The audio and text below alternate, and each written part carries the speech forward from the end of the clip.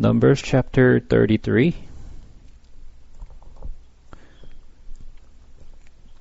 These are the stage of the people of Israel when they went out of the land of Egypt by their companies under the leadership of Moses and Aaron. Moses wrote down their starting places, stage by stage, by command of the Lord, and these are their stages according to their starting places. They set out from Ramses in the first month, on the 15th day of the first month, on the day after the Passover.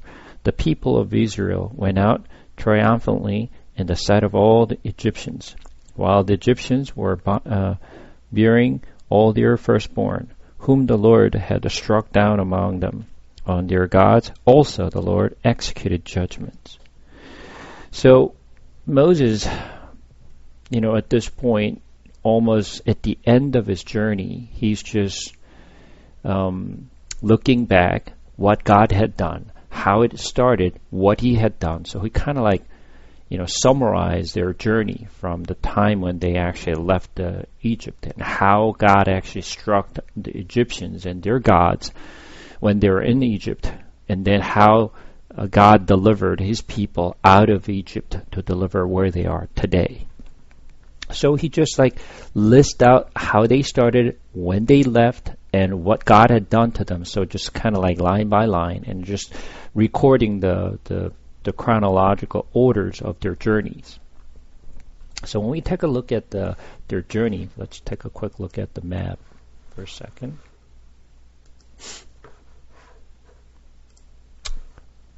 Let me see if I can share my screen. Share screen.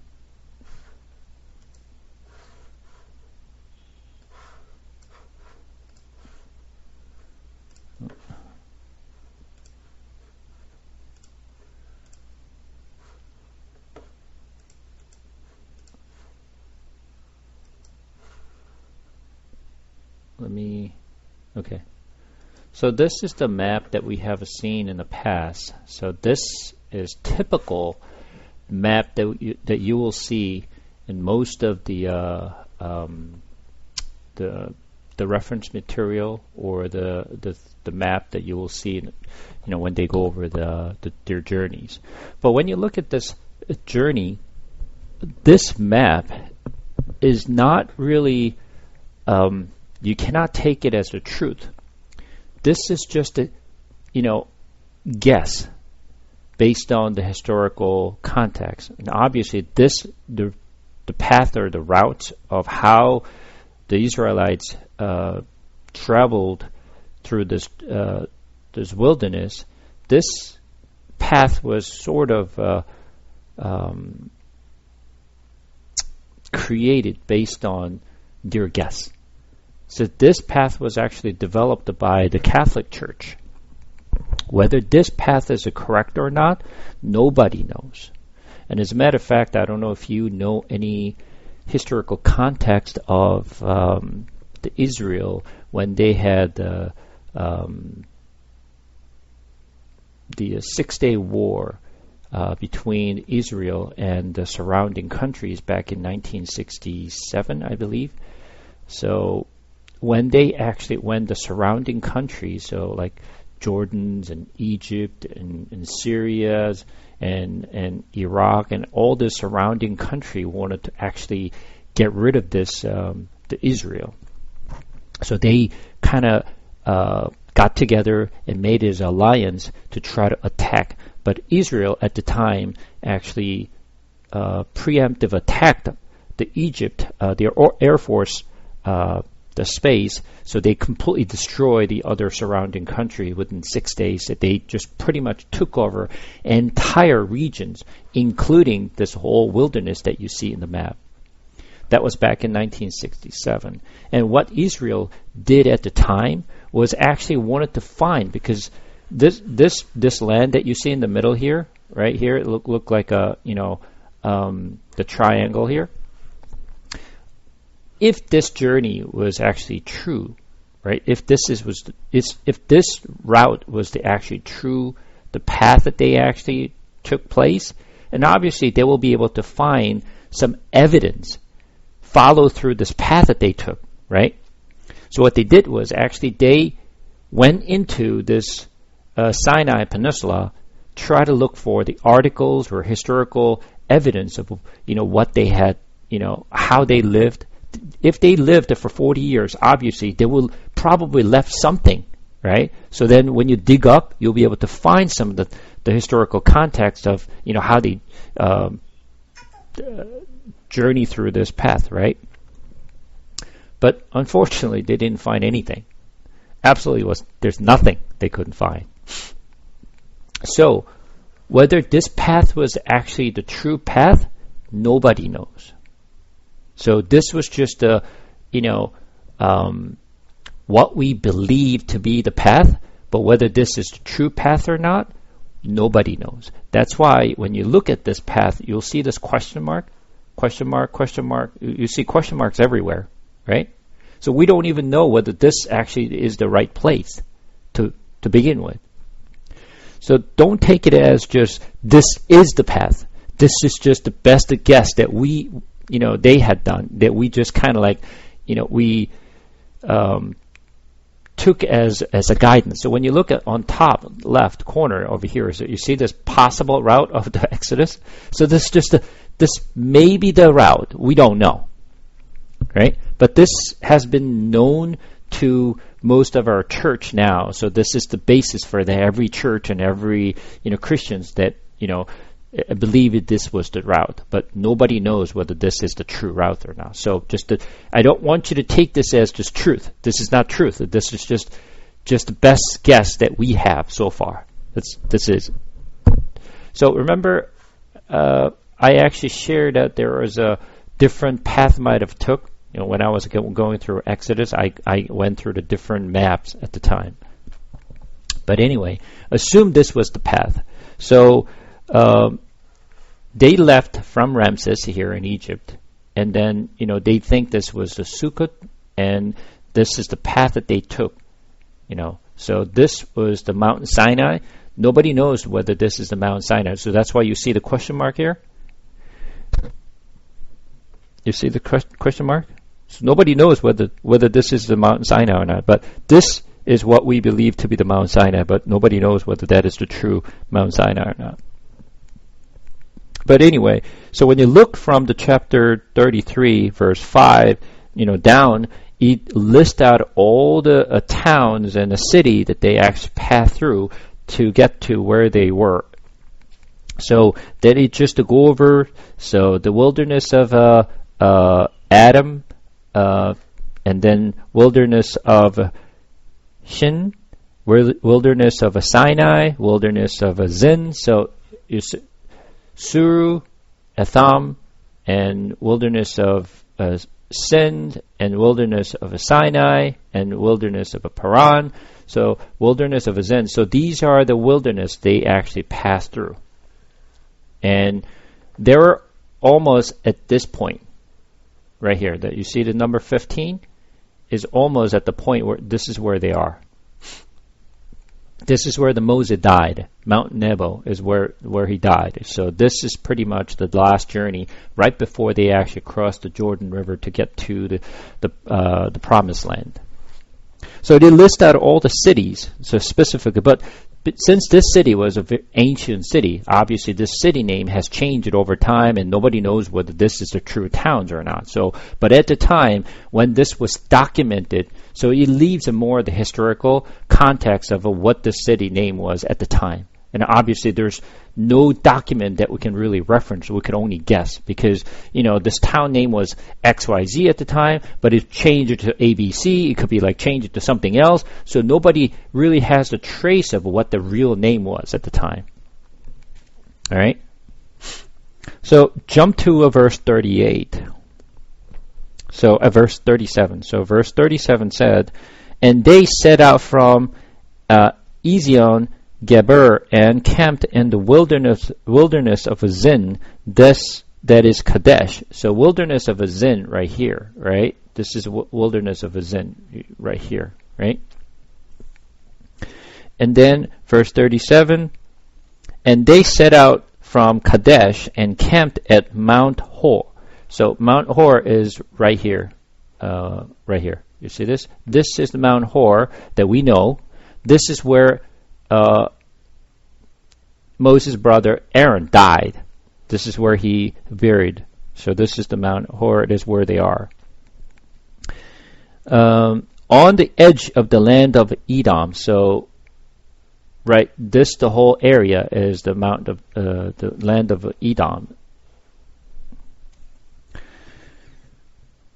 And Aaron, the priest, went up Mount Hor at the command of the Lord and died there in the 40th year after the people of Israel had come out of the land of Egypt on the first day of the 5th month. So now when they reached up to this point, already 40 years had passed. So they spent 40 years, so it's almost at the end of the journey right now.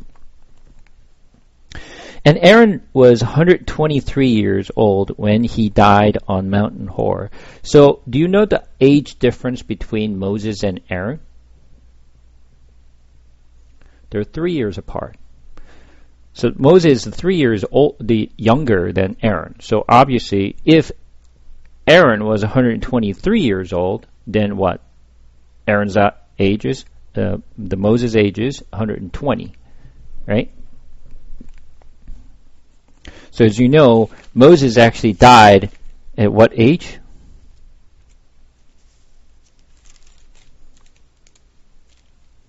He died at 120. So it's almost the same year they both died.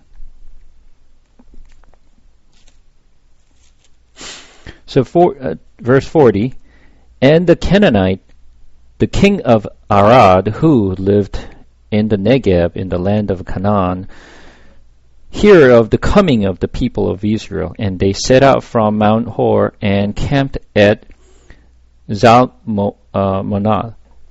And they set out from Zalmonah and camped at Punon, and they set out from Punon and camped at Oboth, and they set out from Oboth and camped at Abarim,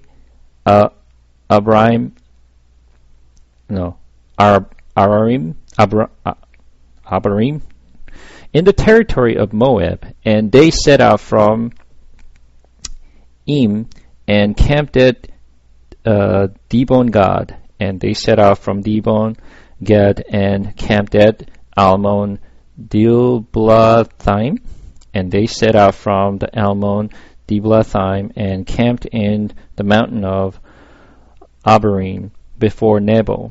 And they set out from the mount of Abarim and camped in the plains of Moab by the Jordan at the Jericho. They camped by the Jordan from the Beth Jeshimoth as far as Abel Shittim in the plains of Moab. So as you can see here, it's right before the Jordan River here on the map here. You see this 15 and 16, right before they actually crossed the Jordan River here. So they're right at here.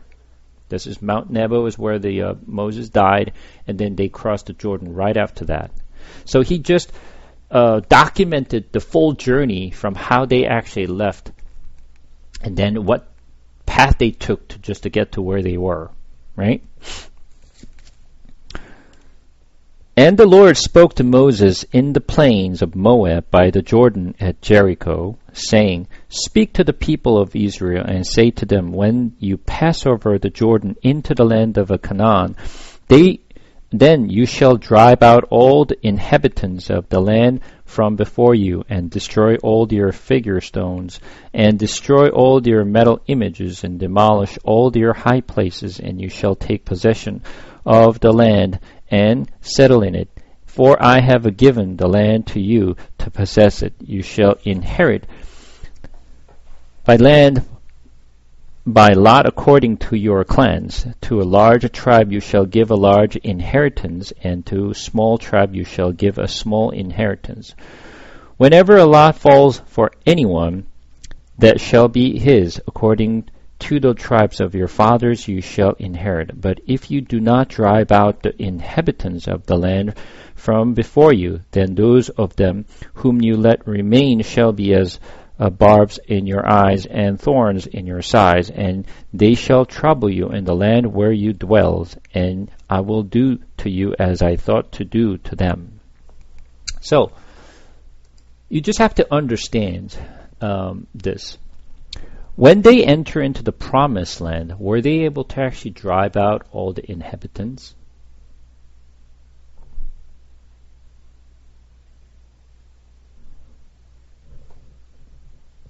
My question is this: why not? Why not?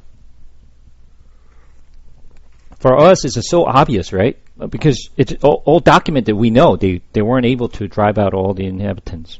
So my question is a very fundamental question. Why not?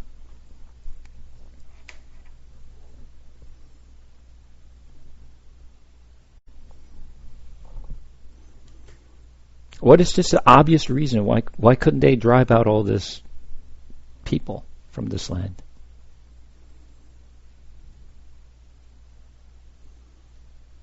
It is so obvious that we couldn't answer.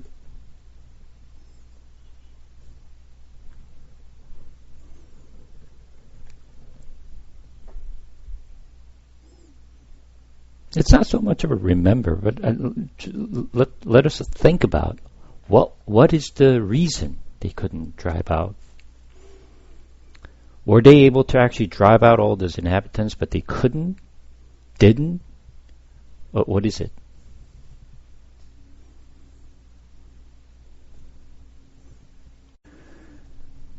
I want you to relate this message to us. Are we saved? Does God dwell in our life? Can you remove the sin from you? Why not?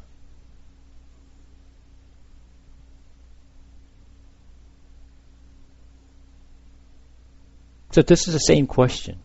Can you drive out sin from you? The God is living in us. The Holy Spirit is living in us. We're the temple of God, right? God given us this land. Can you drive out the inhabitants in this land? So what is God telling us?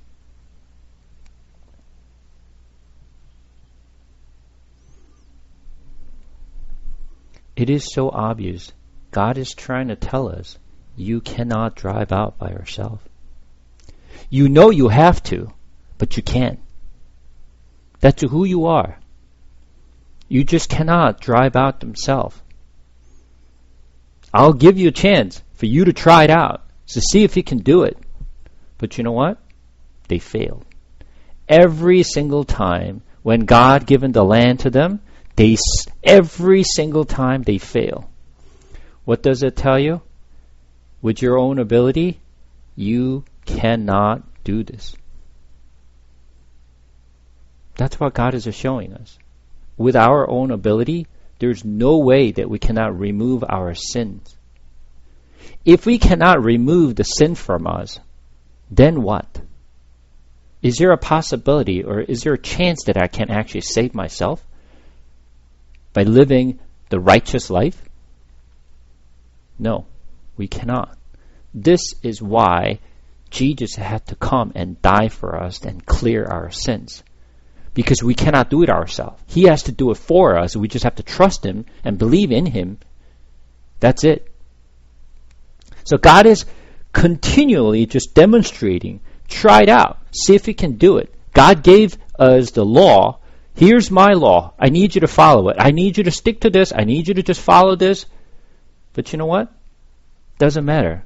They work harder, but what they find is they continually fail to do so. They just can't do it.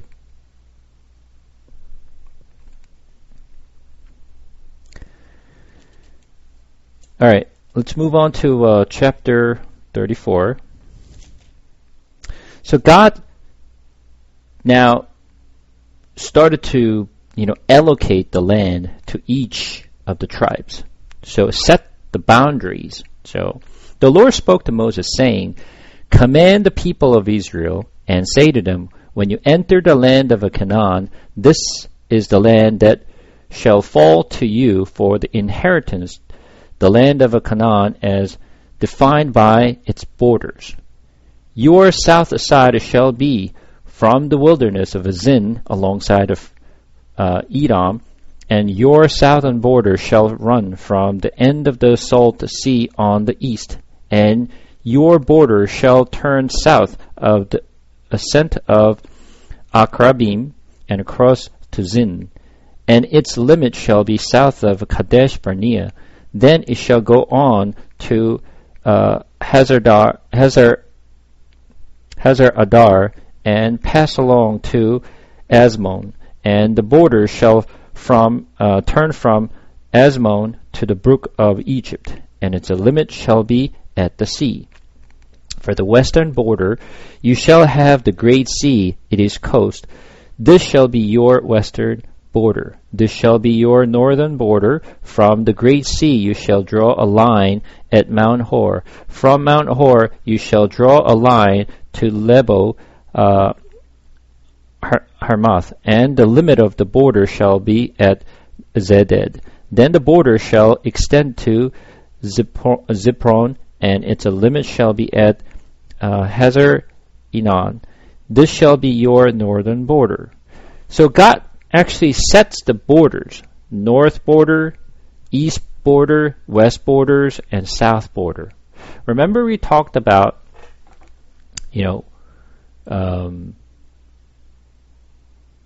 should we pray for?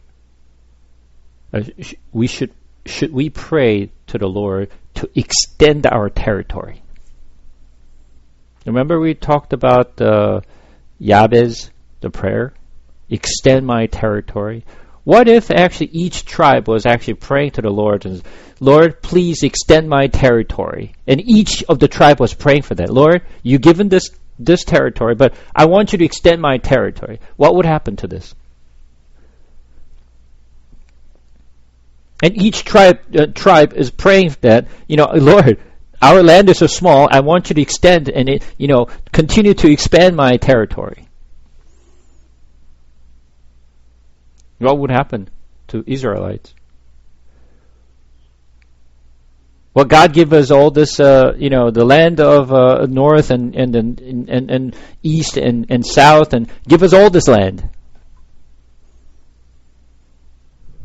God sets the borders. He sets the limit of how much you can actually have. God pretty much sets the borderline. They did not set the borderline. God set the borderline. Don't extend anything beyond this. This is it. Just draw a line. Clear. Remember I mentioned at the beginnings that in 1967, after that, the 6-Day War, was it 7-Day War or the 6-Day War? But they took all this, the wilderness of what we just saw, right? They actually took over that land, but they gave that land back to Egypt. There was a political reason why they did it, but at the same time, that's not what God gave it to Israelites. It does not belong to them. Because it does not belong to them, even if they have all this wilderness, they don't need this. This is not what God gave it to us. I don't need it. Give it back to them. They don't mind. Because this is not the border. So God actually gave this particular sections of the land, and they actually, it's not something that they actually picked. They draw the lot, and they gave the land, the size of the land, based on the number of people of the tribe. So God gave those land and allocated to all these people and all these tribes, and then they list out all the chief of that tribes who actually was the leader of that tribe at the time. That is listed from the verse 16 through verse 29, and who actually got those, who was the leader of that each tribe. So when you look, verse 29, it says, "These are the men whom the Lord commanded to divide the inheritance for the people of Israel in the land of Canaan." So this is based on what God commanded them. what you need to really focus is all these things, they did not pick or they did not do it on their own decision. They actually followed the God's commands to do all this. And then, out of all the tribes that they had, there was one tribe was a little bit different than any other tribes. This is the Levites. Levites was a little bit different case because Levites are not like any other tribes. They are performing certain duties of, God's work. So let's take a look at chapter 35. The Lord spoke to Moses in the plains of Moab by the Jordan at Jericho, saying, command the people of Israel to give to the Levites some of the inheritance of their possessions as the cities for them to dwell in. And you shall give it to the Levite pasture lands around the cities. The cities shall be theirs to dwell in, and their pasture lands shall be for their cattle, for their livestock, and for their beasts. The pasture land of the cities which you shall give to the Levites shall reach from the wall of the city outward 1,000 cubits all around, and you shall measure outside the city on the east side of 2,000 cubits, and on the south side 2,000 cubits, and the west side 2,000 cubits, and on north side 2,000 cubits, the city being in the middle. This shall belong to them as pasture land for their cities. You know what cubits size is, right? What's the size of the cubits? Exactly. So from here to here, that's 1 cubit, right? So if you measure 2,000 cubits, it's not that big, right? It's not that big. But that is what is given to Levites. The cities that you give it to the Levites shall be the 6 cities of refuge, when you shall permit the manslaughter to flee, and in addition to them you shall give 42 cities. All the cities that you give to the Levites shall be 48, with their pasture land. And as for the cities that you shall give from the possession of the people of Israel, from the larger tribes you shall take many, and from the smaller tribe you shall take few, each in proportion to the inheritance that it inherits, shall give of its cities to the Levites. All right, so there's a portions of the land the Levite was given. They don't have their own territory for them to live in, not like any others. So when we actually take a look at the map, has anyone learned anything about the city of Refuge in the past?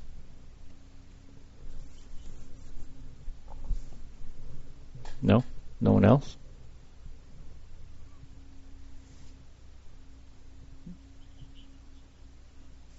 Yeah? Yeah, how to it defines who is the murderer and who's not the true murderer. So,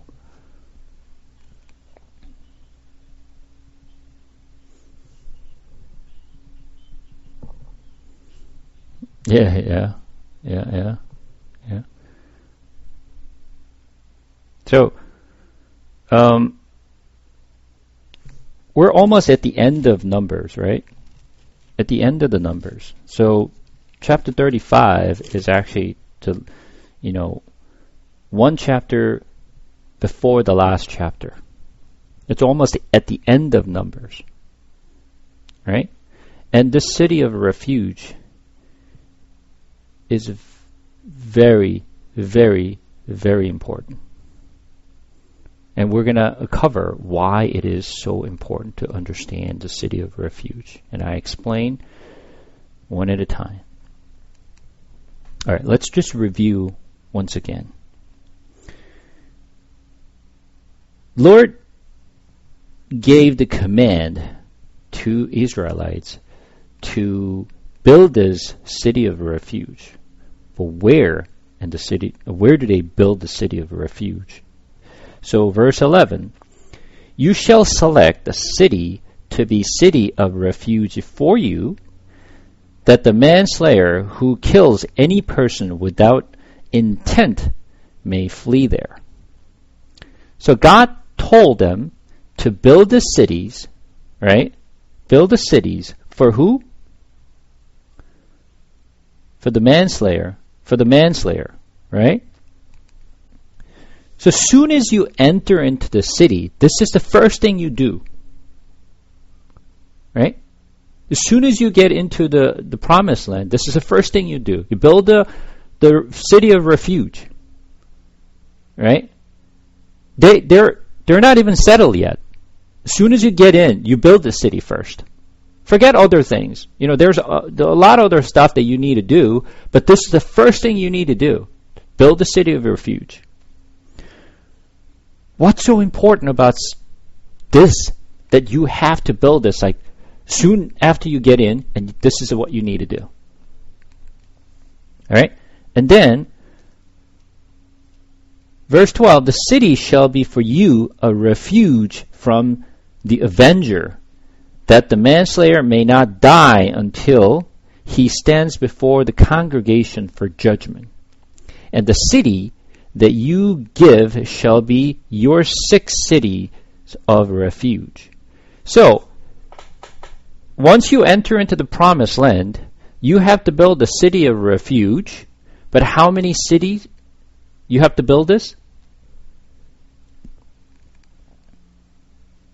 6. You have to build the city of refuge in 6 different cities. Okay? Now, verse 14, you shall give 3 cities beyond the Jordan, and the 3 cities in the land of Canaan to be cities of refuge. So what it means is, you have to build the city of refuge on the 3 on the east side of the Jordan River, and 3 on the west side of the Jordan River. Okay? So God is telling them to build this cities so that you have to build 3 and 3. So let's take a look at the map for a second. This is the map of each tribe. So this is the Sea of Galilee. This is Jordan River. This is the Sea of Galilee, and this is the Jordan River, and this is Dead Sea. Right? So this is the Jordan River. From the Jordan River, this is the west side, and this is the east side. On the east side, there is the east of Manasseh and Gad and Reuben's tribes or positions in this part of the land, which is the east side of the land. And west side of the land, the rest of the tribes took possessions in this area. So in here, as you can see, there's a circle here, the red circle here, the small red circle. The 1, 2. No, this is not it. 1, 2, 3. 1, 2, 3. Right? 1, 2, 3 on the west side, and 1, 2, 3 on the east side. You see it? Okay. So the land was, the city of refuge was actually positions in the upper side of the land, and the mid and the lower. And the same thing on the east side as the north, and the mid and the south. So there's, close to, to each area. So now continue on from here. Verse 15.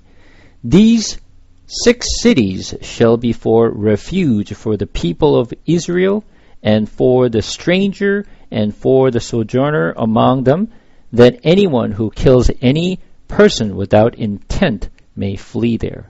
Okay, so the city of a refuge is for who? For only Israelites?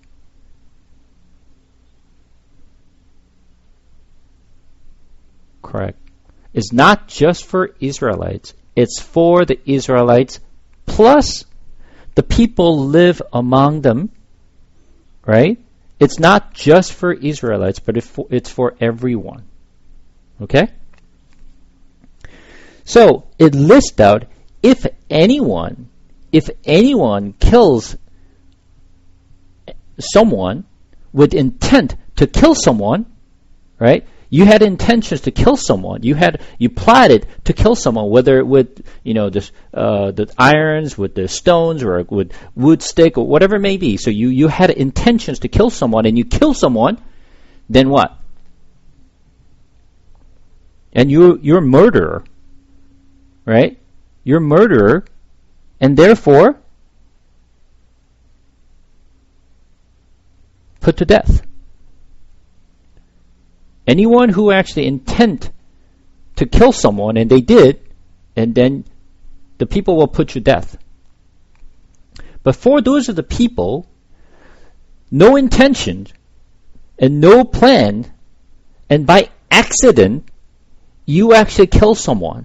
Like, for example, you had an axe and you were working on just cutting down the tree, and then all of a sudden the head of the axe just flew out and then it hit someone, and that person died. It was not intent to kill someone. It was an accident that the person died, right? So since he had no intentions, but to kill someone, he's a murderer, but no intentions to kill anyone. It was an accident, right? For those of the people, because if someone died, obviously, their families or their friends will come after you to kill you, because whether you had intention or not, you kill someone. So you want to kill that person who accidentally killed, your friends or your family members or whoever it may be, and then they're just chasing after you to, try to kill you, right? But I didn't have any intentions to kill that person. It was just an accident. So you flee out to the city of refuge. The problem is, if this city of a refuge is too far away, that you have to run to this place. But if the city of refuge is too far away from the person where the scene of the accident, then obviously, if you get caught, you die. If you get caught. So the city of a refuge has to be close by. It doesn't have to be too far away from the scene. So the city of refuge has to be reachable from anywhere, very close. If it is too far away from you, and if you get caught, obviously, you'll get killed. So the city of refuge was built for those of the people who accidentally, without intentions to kill someone, that you flee to these cities. Once you're in, you're safe. But if you get caught, before you get there, you die. And if they just chase after you, and if you get caught, and then you die. Whether you had intention or not, it doesn't really matter. But if you reach to the city of refuge, now you're safe. Okay? So, once you're in the city, you're safe. But if you come out of the city and someone come after you to kill you, well, you're out of luck. You die. Do you understand? Even though you reach to the city of refuge, you're safe, but you have to be in there to be protected. But if you leave that city of refuge for any reason, that I want to check it out, I just want to take a walk, and I just want to get out of this, land for a little while, and if someone caught you and then kill you outside of the city of refuge, then it's your luck. It's literally, you made a mistake and you get killed. Okay? So understand this context. It's very, very important.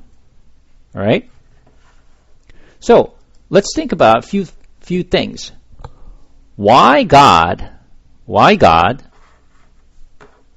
ordered or commanded Israelites to build this city?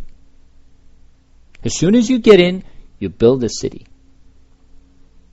All right? So let's take a look at some other areas where God mentioned. Let's go to Deuteronomy chapter 4. Deuteronomy chapter 4.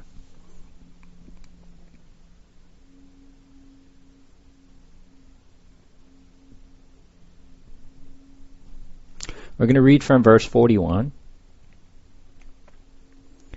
Then Moses set apart 3 cities in the east beyond the Jordan, that the manslayer might flee there, anyone who kills his neighbor unintentionally without being at enmity with him in time past. He may flee to one of these cities and save his life. Bezer and the wilderness on the tableland for the Reubenites, Ramoth in Gilead for the Gadites, and Golan in Bashan for the Manasseh. So God is saying, on the east side of the Jordan, you designate 3 cities, and for those people unintentionally kill someone, for them to flee to this place. Okay? And let's take a look at same book, chapter 19 this time.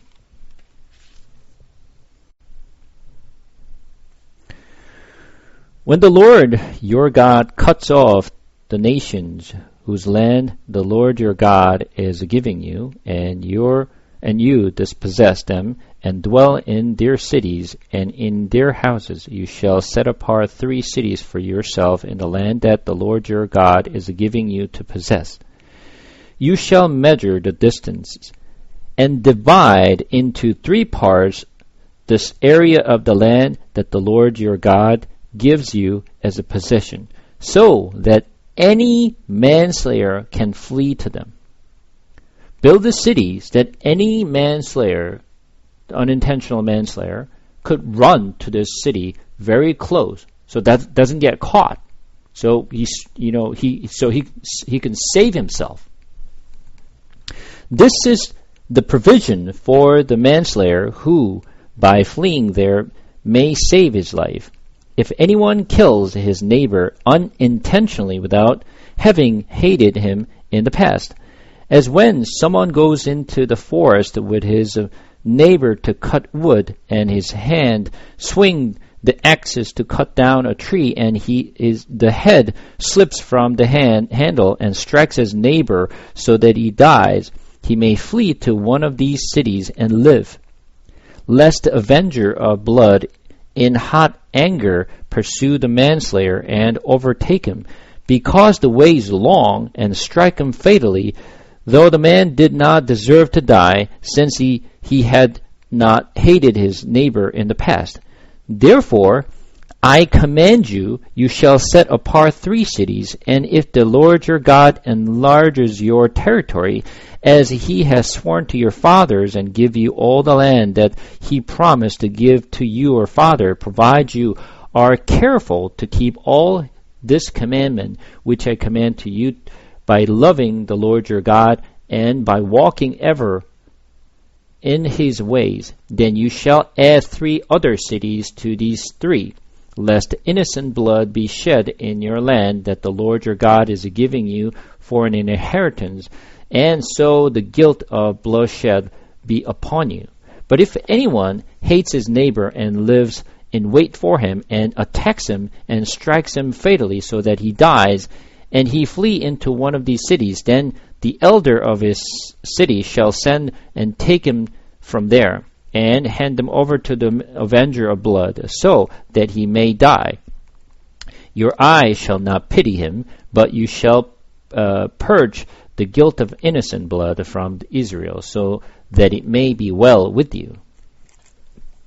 So, God emphasized to make sure you build the city of refuge on the west side and the city of refuge on the east side for those manslayer unintentionally kill someone to save themselves. If, as I mentioned, if you intentionally kill someone, even if you run to the city of refuge, the people in the city will give that person to the avenger so that the person get killed. But if the person did not kill intentionally, then when you get to the city of refuge, then they will accept you into the city so they can spare their life. All right? So I want you to think about it. I want you to put yourself in their shoes. Let's say you're the one unintentionally kill someone, and you're surprised that person was killed. And then now you have to spare your life now. You have to run for your life. How desperate will you be to spare your life? Will you be desperate? So how desperate will you be?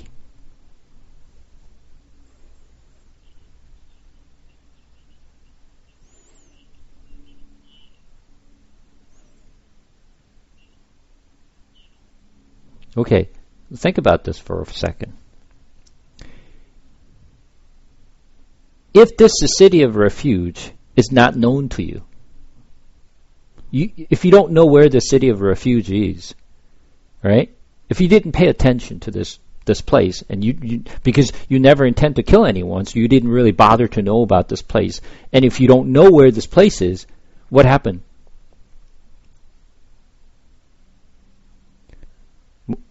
Most likely, either you get killed or you'll be freaking out, right? And then whoever you get hold of, where is this place? And you're going to just ask that questions so desperately to find this place so you can run to this place, right? You'll be desperate, right? And then let's say you run to this place, right? How desperate will you be when you got there, the door is closed? Would you wait until this door is open? Or you're just almost you're almost breaking into this door to get in there. You'll be shouting and say, "Open the door!" You could be shouting, right? Right? Or you're so desperate to crying out to open the door for you, because if they don't open the door for you, even if you got there, if the door is not open for you, and if you get caught, obviously you get killed. So you're so desperate to get into this door.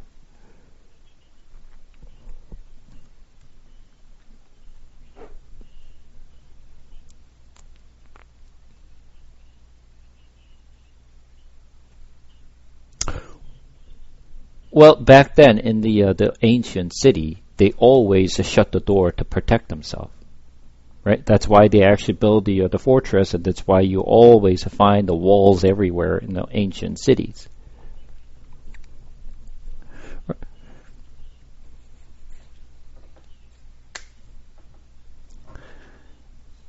Yeah, so the thing is get out of my way.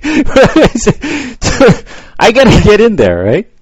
You're so desperate to get into this place because that's the only way that you can spare your life. And obviously, if you intentionally kill someone, even if you desperately run to it, it doesn't really matter because they're going to deliver you to the hands of an avenger, right? So you would understand how desperate you would be if you're the one who actually unintentionally kills someone. Now you're in. Once you're in, now you can breathe. Now you're safe. You're in the safe place. You don't have to worry about being killed anymore. Once you're in it, you're now safe. But, as I mentioned, you are safe as long as you stay in the city of refuge. If you leave the city of refuge, intentionally or unintentionally, an avenger is waiting outside, and if you catch you and kill you, then you will die. You no longer are safe anymore outside of this city of refuge. You have to stay inside of the city of refuge to be safe. You cannot go outside. So you have to stay inside of the city of refuge. Now, you cannot go back home. So remember, you flee at the scene.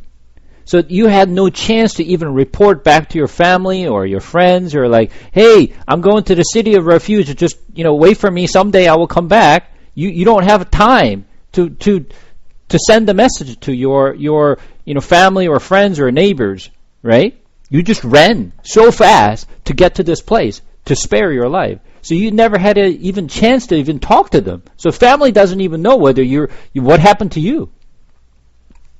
Right? But now, let's assume that you have a family. Right? You have a family. How desperate will you be to go back home?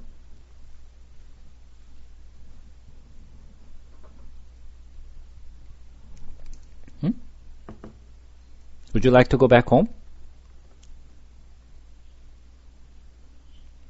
And you have a husband, you have a wife, you have children, you have your parents. Would you like to go back home?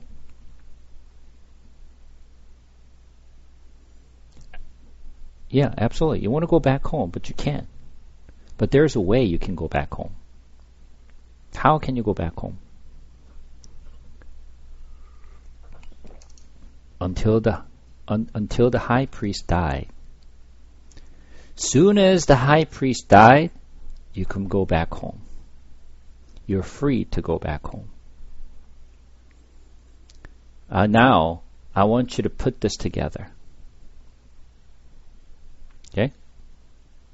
Put this together now. How many the city of refuge are there? 6. 6. Okay? What did I say about number 6? Number of man. Okay? There's 6 cities for the man. All right?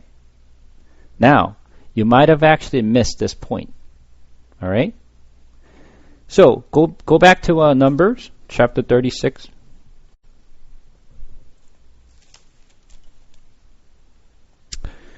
We're going to read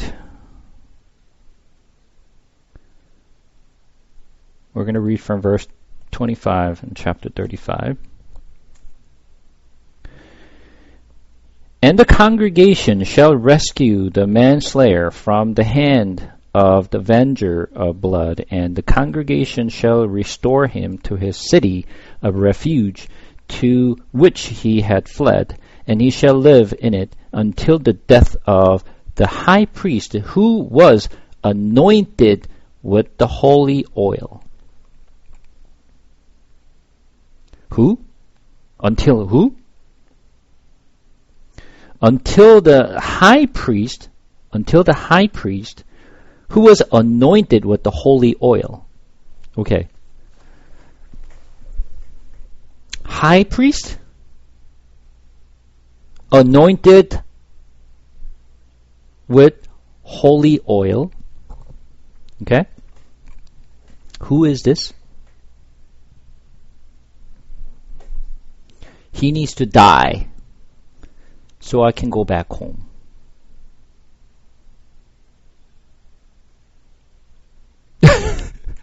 You understand? He needs to die for me to go back home. That's when I'm free. That I don't have to stay in this city of refuge anymore. I can go anywhere. As soon as he die, I'm a free man.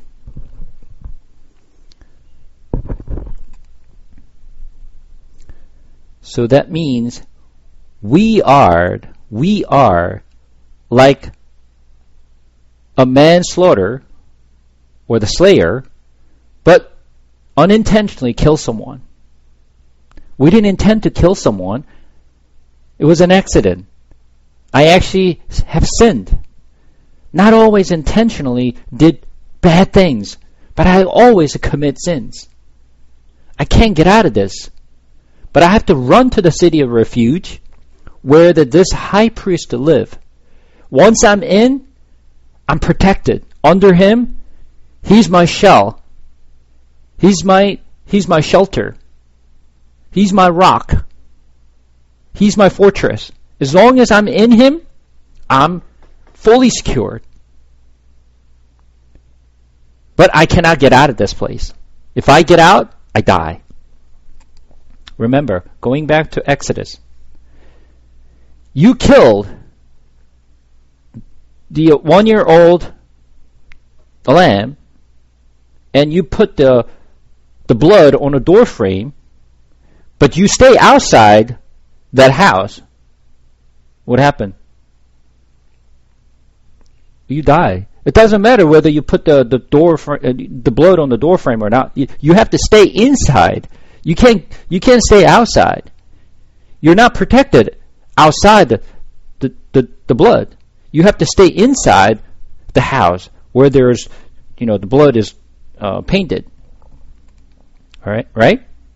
Same thing. You have to stay inside. But soon as the high priest die, I'm a completely free man. I can go back home. No one can touch me. Now, look at this. We're going to go back to chapter 35 again. Pay attention. Verse 6. The cities that you give it to the Levites shall be the 6 cities of refuge, where you shall permit the manslayer to flee, and in addition to them you shall give 42 cities. You probably didn't even care about what we just read before, but now we need to put this together. To Levites, how many city of refuge was given to them? The 6 cities of refuge. And in addition to them, there's 42 cities. So how many cities now altogether that was given to Levites? 48. So what does a 48 mean to you?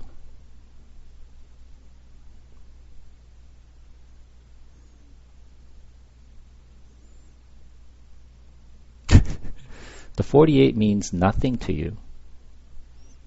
Right? 48 means nothing to you, really.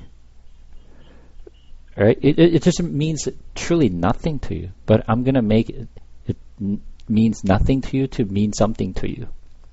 Okay? Pay attention. 6 cities plus 42 cities, total of 48 cities to the Levites. All right? I want you to write this down on a piece of paper. Okay? 6 plus 6 times 7. What is it?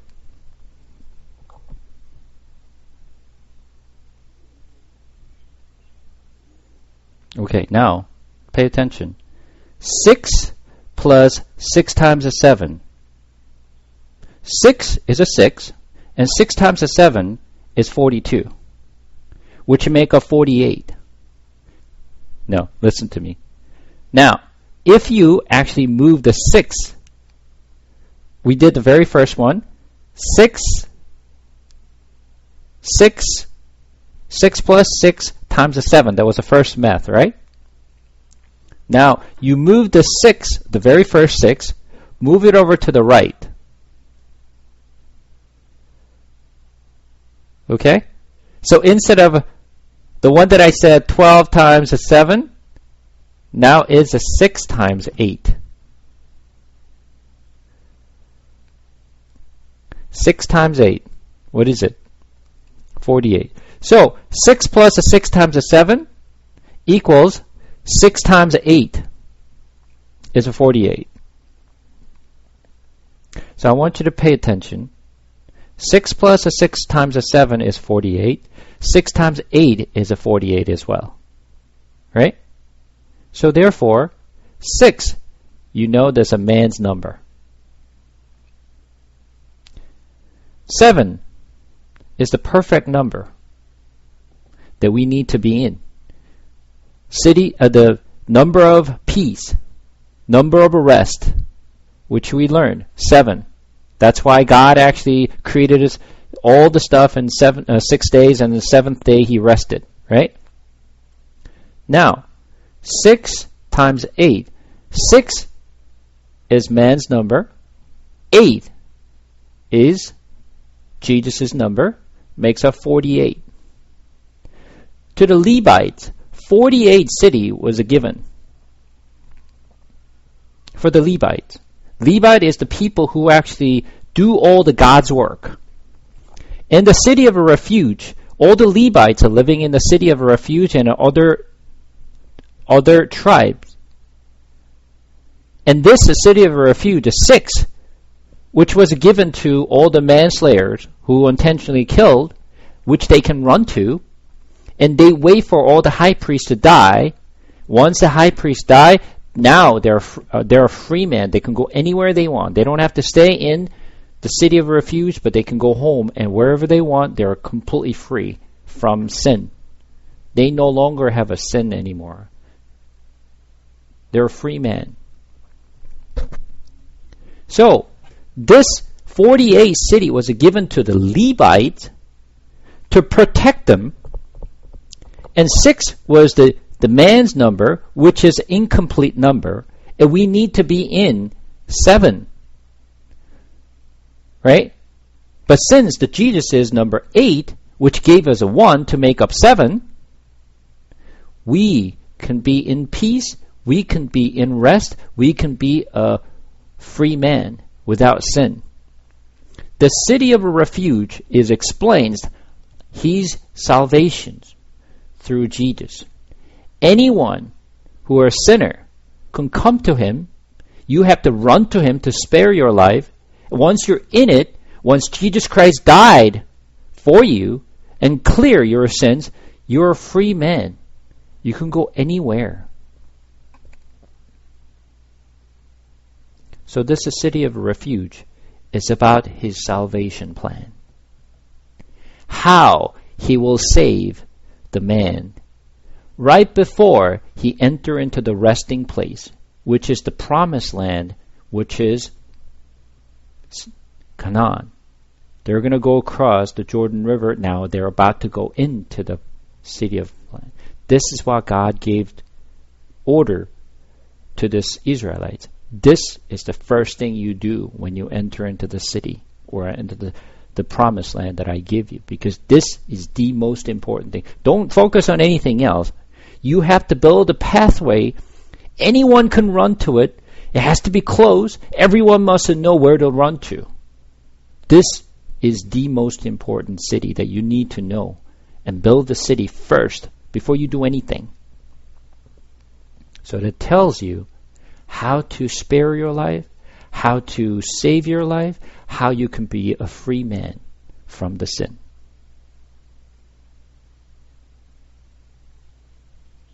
Does it make sense?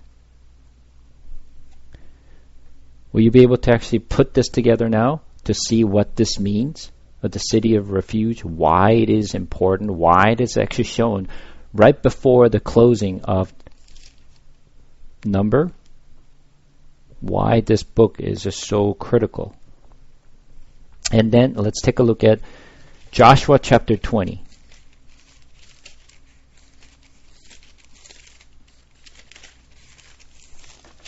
And let's see what he did. Joshua chapter 20.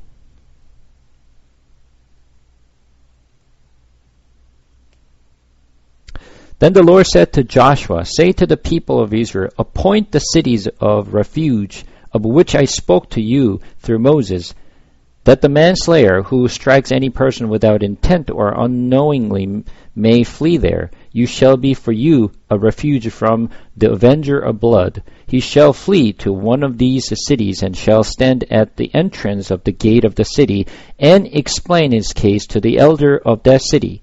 Then they shall take him into the city and give him a place, and he shall remain with them. And if the avenger of blood pursue him, they shall not give up the manslayer into his hand, because he struck his neighbor unknowingly, and did not hate him in the past. And he shall remain in the city until he has stood before the congregation for judgment, until the death of him who is a high priest at the time. Then the manslayer may return to his own town and his own home, to the town from which he fled. So they set apart Kadesh and Galilee in the hill country of Naphtali, and Shechem and the hill country of Ephraim, and Kiriath Arba, that is Hebron, and the hill country of Judah. And beyond the Jordan east of Jericho they appointed Bezer and the wilderness on the tableland from the tribe of Reuben, and Ramoth and Gilead from the tribe of Gad, and Golan and Bashan from the tribe of Manasseh. These were the city destined for all the people of Israel, and for the stranger sojourner among them. To anyone who kills a person without intent could flee there, so that he might not die by hand of the avenger of blood, till the blood stood before the congregations. Now you understand what this means now? Does that now register to your head now what this really means and what God is trying to do and why he gave the city of refuge to the people? And what this related to the story of Jesus and what he had done and dying on the cross and save us from the avenger? So, as we always been talking, this is all about Jesus and how he's going to save us and how we will become a man without sin.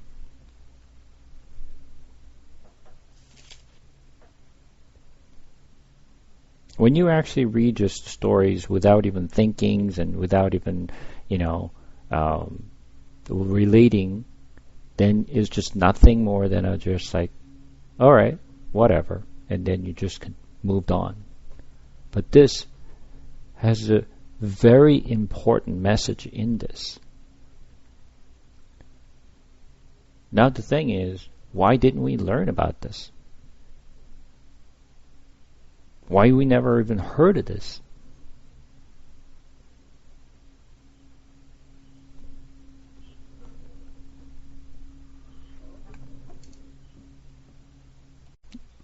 Yeah, so when you think about the high priest is anointed with holy oil, I mean, that is Messiah, that's the Christ. That's what it means, right? So, when you think of it, if you don't realize you're the murderer, unintentional murderer, you have no interest to know about this place. You never run to this place. Only person who realize I'm an unintentional murderer, then I will run to this place. Until that time, you will never have interest to run to this place. If you think you're a righteous person, you don't have intentions to run to that place. You're not desperate. You don't care about the city of refuge. Well, I live a very righteous life. I'm a good person. I'm a better person than you. Then I have no intentions to run to this place. I'm not desperate at all. Right? So this is the message when you actually go to Matthew for a second. Matthew 21.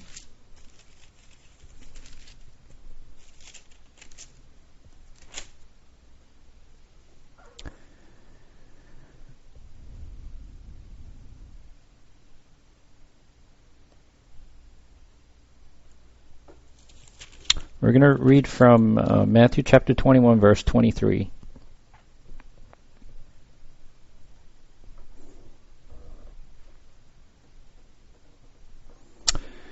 And when he entered the temple, the chief priest and the elders of the people came up to him as he was teaching and said, "By what authority are you doing these things, and who gave you this authority?" Jesus answered them, "I also will ask you one question. If you tell me the answers, then I will tell you by what authority I do these things. The baptism of John, from where did it come from? From heaven or from man?" And they discussed it among themselves, saying, "If I say, from heaven, he will say to us, why then did you not believe him? But if we say from men, we are afraid of the crowd, for they all hold that John was the prophet." So they answered Jesus, "We do not know." And he said to them, Neither I will tell you by what authority I do these things. What do you think? A man had 2 sons, and he went to the first and said, Son, go and work in the vineyard today. And he answered, I will not. But afterward he changed his mind and went. And he went to the other sons and said the same. And he answered, I go, sir. But he did not go. Which of the 2 did the will of his father? They said, the first. Jesus said to them, Truly, I say to you, the tax collectors and a prostitute go into the kingdom of God before you. For John came to you in the way of righteousness, and you did not believe him. But the tax collector and the prostitutes believed him. And even when you saw it, you did not afterward change your mind and believe him. What it means is, all this people who came to Jesus, who are they? The chief priest, elder of the people came up to him. They were trying to tell Jesus and the crowds that I'm a righteous people. We're the one who followed God's law. You're not. You're tax collectors. You are prostitutes. You're like, the sinners. But the true people who believe in Jesus, because they themselves realize I'm a sinner, they all came to Jesus and believe in him to find the peace and to found the salvation from Jesus. Whereas all this high priest and elder, because they themselves considered to be righteous, they did not have to look for Jesus. They did not run to the city of refuge because they don't need Jesus, because they themselves are righteous. For those of the people who think they're righteous, they never have to look for a city of refuge. They don't have to look for Jesus because they think they can save themselves. They don't need any help of the high priest. I don't need to run to it. But the only sinner is desperate to go to the city of refuge to spare his life because he has affection for his life. He's attached to his life. He wants to spare his life. If he didn't care about his life, he could just stand there and, someone would kill him. Avenger will kill him. Because he doesn't have affections. He doesn't have any, attachment to his own life. But because you love your life, you want to be spared, and you want to live, that's why you run to the city of refuge, to save yourself. For those of the people who run to Jesus, has attachment to his own life. They love their life. They want to be spared. They want to live forever. They don't want to be put into judgment and thrown into the, the dungeon. So we all run to Jesus because we love ourselves. We want to be spared. And we knew that we are the sinners. So without Jesus, there's no hope. There's no life. There's nothing. So I have to run to him because he's the only hope I have. The city of refuge and the high priest is my only hope. It's the only time that I have to be in the city of refuge. And once the high priest die, and you know what? I'm so desperate that this high priest to die. When I'm in the city of refuge, I'm counting on when he's going to die. Wouldn't you do that? Like, you're going to count the days. Like, you would pray this guy to die. Like, I wish him die. so that you go back home. I mean, imagine, everyone in the city is wishing him to die. Wouldn't you think that? Yeah, but he's the one who's living among them, and everyone is looking at him like, I wish him die, instead of wishing him well and wishing him die. I mean, imagine that. The high priest is living in that environment. And happily, when he dies, and he doesn't, you know what? I don't need you guys. I walk away. He doesn't do that. He stays in the city of refuge, staying among all the murderers. As soon as he dies,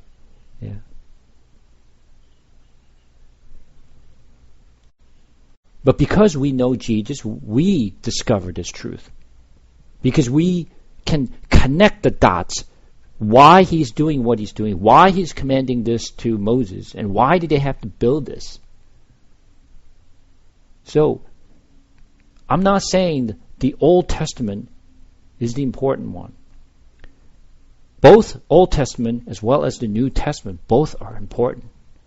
You need to be able to just, see the value of these two books, and then being able to just to cross-reference each other and find the true meaning of this.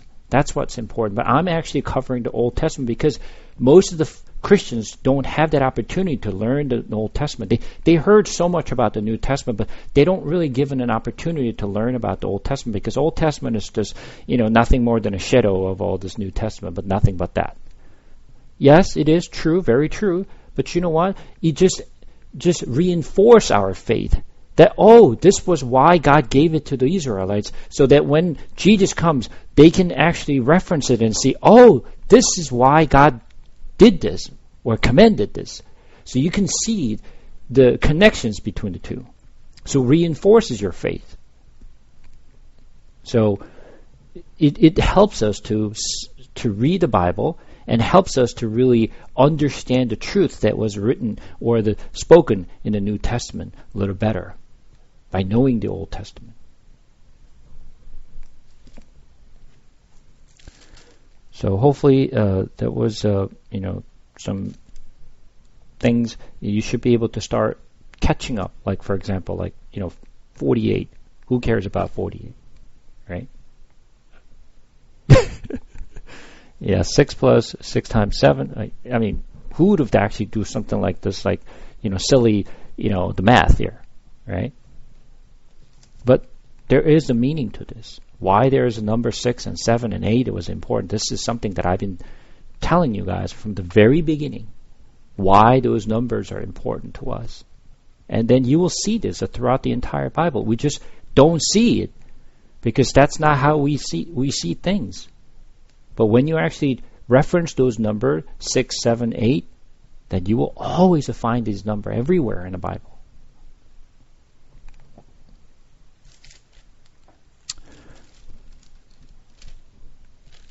Oh yeah, that's right.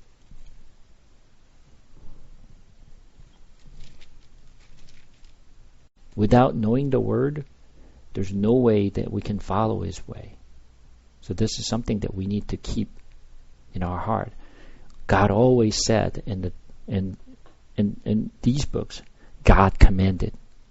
God commanded. What God commanded is important and how we should follow. But as I mentioned before, although God commanded, we have to know we are incapable of following His way ourselves. This is why we need Jesus and the Holy Spirit to be in us so that He can give us the strength and the power and the will and the faith and love that we need so that we can follow Him every day of our life. Just Israelites had to go out to grab this manna that comes down every day. Every single day they have to run to get this manna, as much as they can eat for that day. So, the help that we need from Jesus, what we need to ask is the daily bread. The daily bread is actually His Word, is Jesus. Without Him, we cannot survive. Every day we need to go and grab this bread. Yesterday I ate it, but if you don't eat, if you stop eating, obviously I'm going to die. Just because I ate yesterday, the day before yesterday, doesn't really mean anything. I have to eat His Word every day. I have to be with Jesus every day. As long as you leave Him, as long as you stop eating His Word, guess what? It doesn't matter whether you or me or whoever, I don't really care who these people are, we're going to die. As soon as you walk away from the Word, watch you. You're going to fail. You're going to continue to drift away from the Lord. It's very easy. So easy. We have to eat His Word and meditate His Word and think about Him and love Him more and more by eating His Word. As soon as you walk away, you'll quickly lose your faith. You're going to just run to, keep sinning, whether you like it or not. You'll run to that. So I want you to continue to hold on to Him, pray to Him every morning, and ask Him for His help to protect you, guard you, to hold you. You need Him. I need Him every day. So that's what this book is really teaching you. The journey that the Israelites had failed, but they continued to learn their way to rely on God. That's what they learned throughout the 40 years of their life in the wilderness. Our life in this world is like a wilderness. We're learning to follow Him. When He leaves, we follow. When He stops, we stop. It's not about what I want, where I want to be. We just follow Him wherever He leads us. That's where we need to be. As long as you stay with Him, you will finally enter into the promised land. He will not lose you. So keep that in mind.